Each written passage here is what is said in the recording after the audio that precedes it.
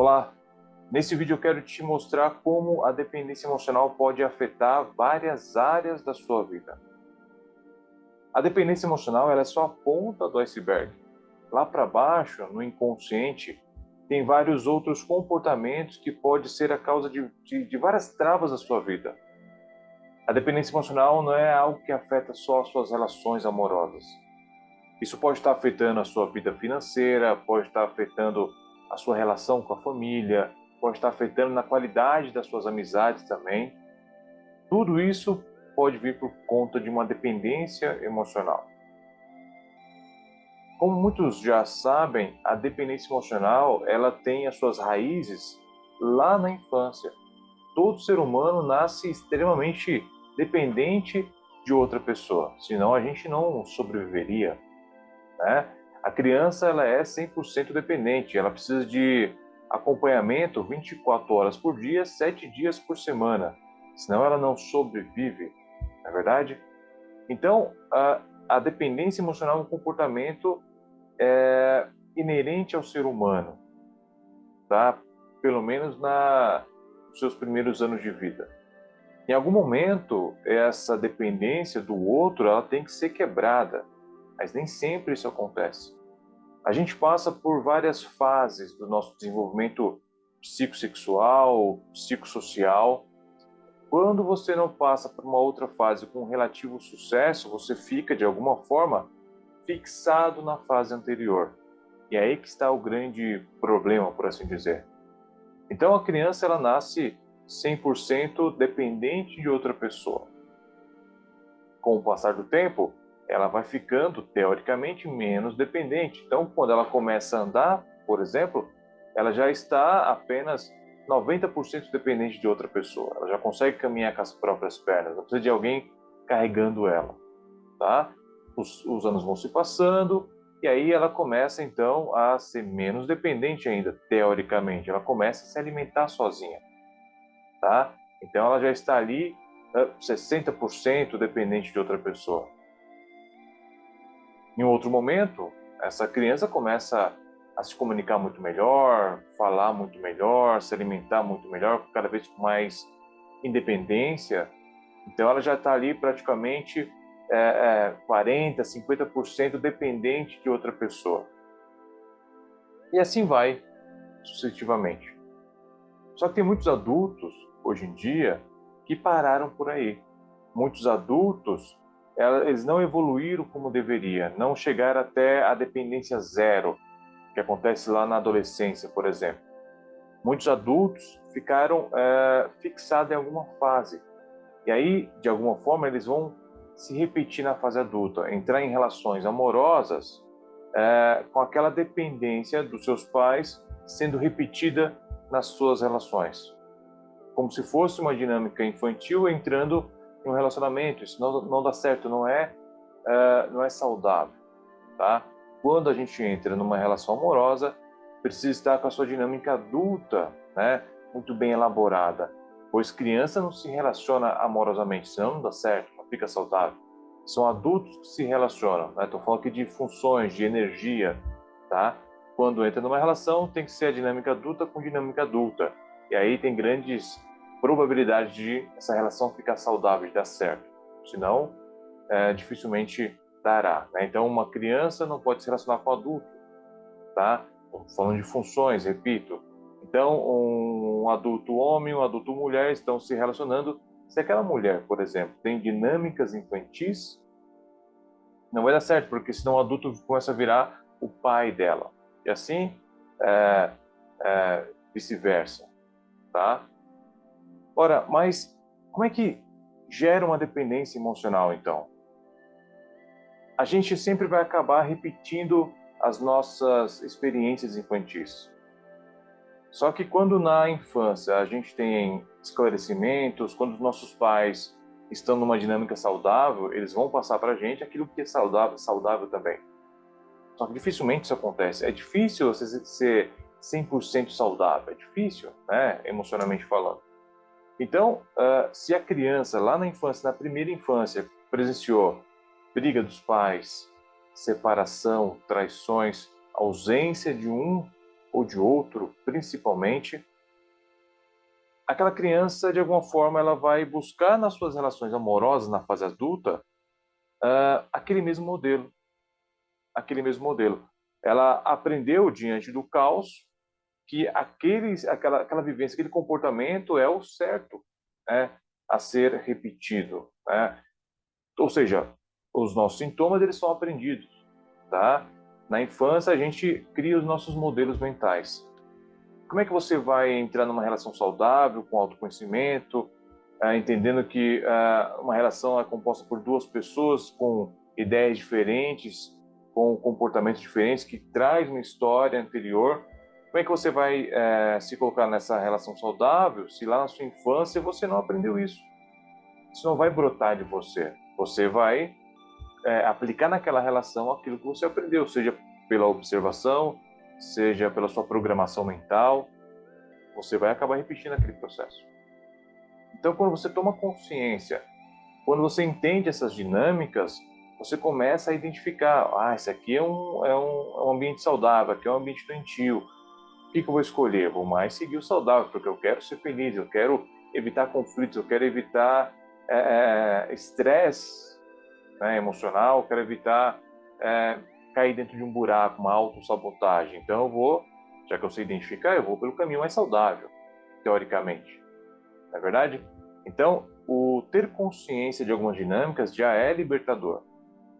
Então, a dependência emocional, ela é um comportamento que está fixado na sua infância, tá? Então, todas essas dinâmicas que eu acabei de citar para você, o que é presenciado na infância, você vai repetir isso na fase adulta, porque foi como você aprendeu. Mas também não é só isso. Um excesso de cuidado, uma superproteção dos pais também vão te colocar numa dependência emocional.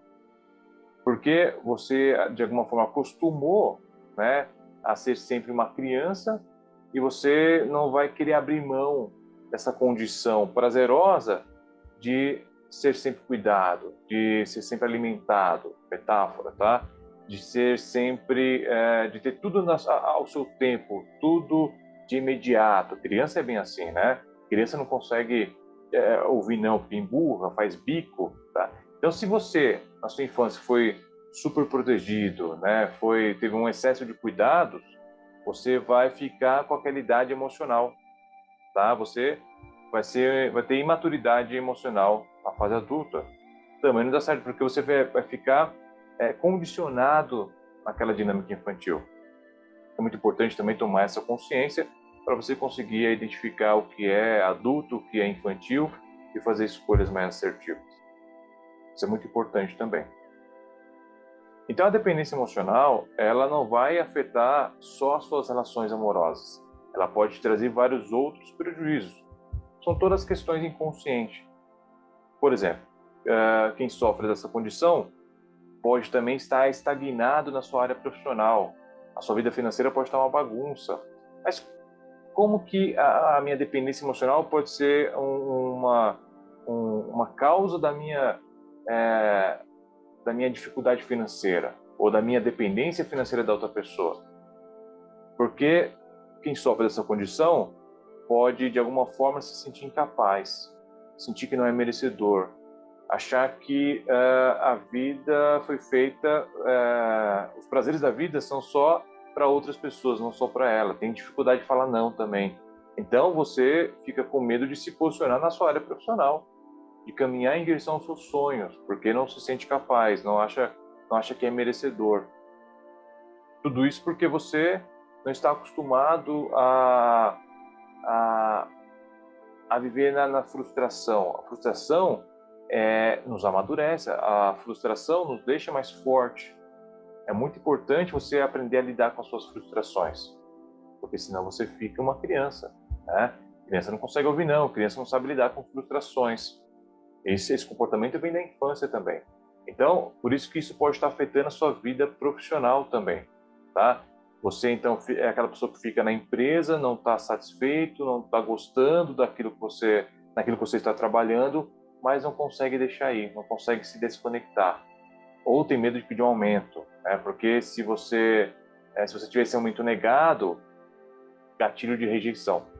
E aí você, pelo medo do que pode vir, né, pelo medo da resposta, você congela, você se mantém naquela posição. E isso pode perdurar por anos, né? Tem pessoas que ficam anos e anos numa empresa que não gosta, né? O tempo passa e quando desperta pode ser tarde demais, né? Você já não tem tempo para estudar, não tem tempo para seguir uma outra carreira. Então é muito importante você fazer aquilo que tem que ser feito, tem que enfrentar os seus medos.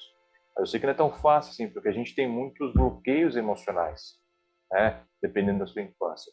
Então, quando você trabalha esses bloqueios, várias e várias áreas da sua vida vão se libertando também, tá? Ah, mas também quem sofre de dependência emocional pode ter uma dificuldade com amizades também, né? Porque a mesma dependência emocional da vida amorosa vai se repetir, pode se repetir, melhor dizendo, nas suas amizades também. Você não consegue aturar que o seu amigo, sua amiga, tenha outros amigos também, tá? Isso vai gerando ciúmes, vai ficando algo doentio e não se sustenta, não vai se sustentar. Esse é um ponto. Um outro ponto também, por conta da sua dependência emocional na sua vida amorosa, teoricamente você vai ser muito mais fácil de ser manipulado. Então outra pessoa pode te convencer que as suas amizades não são boas o suficientes para você. Ah, sua amiga, né, não presta, sua amiga é uma má influência para você. Às vezes é uma amiga de infância, né? Tem um grande laço ali. Mas por conta da sua dependência emocional, aquela pessoa consegue te manipular e faz você perder uma amizade muito importante. As amizades são importantes porque é aquela máxima, né? Nossos amigos é a família que a gente escolhe. Tá? Então é importante ter esse equilíbrio também. Um outro ponto que a dependência emocional pode te causar é fazer com que você afrouxe os laços familiares, pelos mesmos motivos das amizades. A outra pessoa consegue te convencer de que a sua mãe não é boa para você, de que o seu pai não é bom para você, a sua família é tóxica, a sua família só abusa de você, a sua família quer abusar de mim aqui, financeiramente falando, por exemplo. Então, repito, geralmente quem sofre de dependência emocional pode ser muito mais fácil de se manipular. Então, quando você de fato entende de onde vem essa dependência emocional, quando você traz para a consciência e ressignifica, tem certeza, a vida fica muito melhor, porque você destrava, você libera muitas coisas que estão ali travando a sua vida. Isso é fantástico, é um divisor de águas na vida de qualquer pessoa. Tá? E a minha especialidade é no tratamento da dependência emocional. Tá? 99% dos meus atendimentos são mulheres que estão passando por essa situação. Mulheres que foram influenciadas aí pela cultura também, né? A gente vem numa sociedade machista, do patriarcado, então, culturalmente, a mulher vai sendo condicionada a ser mais submissa, felizmente, tá? Com alguns viés religiosos também, né? Então, tudo isso vai condicionando a mulher a se colocar numa posição de apequenamento, de apequenamento. E se a mulher souber a força que ela tem, a capacidade que ela tem de resiliência, né, porque todo ser humano tem as suas potencialidades, se ela souber, se ela tiver acesso a essa força que ela tem, nossa, o céu virou limite. Né, o céu virou limite. Então a mulher tem essa força interna. Só que diante de alguns comportamentos, de algumas experiências, de alguns traumas, isso vai sendo minado, né? Então ela vai ter desde a sua infância as suas potencialidades minadas, tá? Ela vai se afastando de um eu verdadeiro e caminhando em direção de um eu idealizado, de um personagem, vai se anulando cada vez mais, tá? E o que tem por trás de toda essa dependência emocional? O complexo de rejeição. Então, quando a pessoa teme a rejeição, teme o abandono, ela vai se sujeitando a situações muitas vezes humilhantes, tá? Porque o temor é tão grande de ela ficar sozinha, de ela ser abandonada, que ela começa a aceitar traições, começa a aceitar agressões verbais, mas também agressões físicas em muitos casos. Essa pessoa ela vai se anulando, ela vai se apequenando cada vez mais para se encaixar na vida da outra pessoa.